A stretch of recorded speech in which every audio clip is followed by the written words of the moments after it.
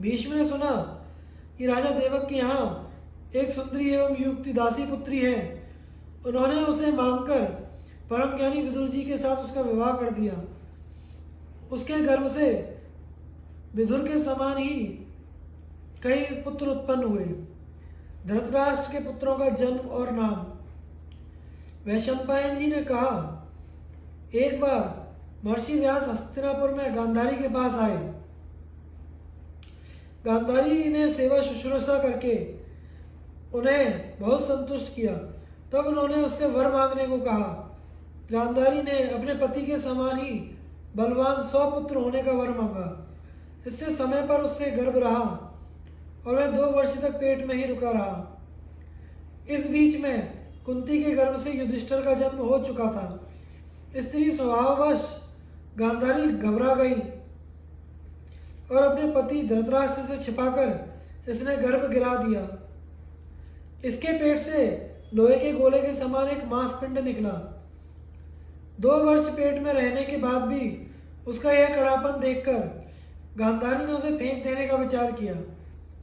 भगवान व्यास अपनी योग दृष्टि से यह सब जानकर झटपट उसके पास पहुंचे और बोले, अरे सुबल की बेटी, तू यह क्या करने जा रही है? गांधारी ने महर्षि व्यास से सारी बात सच सच कह दी। उसने कहा, भगवान, आपके आशीर्वाद से गर्भ तो रहा, परंतु संतान कुंती के ही पहले हुई। 2 वर्ष तक पेट में रहने के बाद भी 100 पुत्रों के बदले यह मांसपिंड पैदा हुआ है। यह क्या बात है? व्यास जी ने कहा, गांधारी, मेरा वर सत्य होगा। मेरी बात कभी भी झूठ नहीं हो सकती, क्योंकि मैंने कभी हंसी में भी झूठ नहीं कहा। अब तुम चटपट 100 कुंड बनवाकर उन्हें घी से भर दो और सुरक्षित स्थानों पर उनकी रक्षा का विशेष प्रबंध कर दो तथा इस मांस पिंड पर ठंडा जल छिड़को। जल छिड़कने पर उस पिंड के 100 टुकड़े हो गए। प्रत्येक टुकड़ा अंगूठे के पोरुए के बराबर था। उनमें एक टुकड़ा 100 से अधिक था।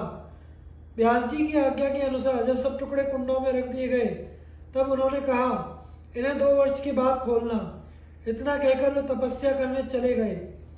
समय आने पर उन्हीं मांसपिंडों में से पहले दुर्योधन और पीछे गांधारी के अन्य पुत्र उत्पन्न हुए।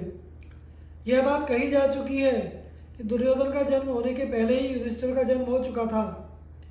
जिस दिन दुर्योधन का जन्म हुआ, उसी दिन परम पराक्रमी भीमसेन का भी जन्म हुआ था।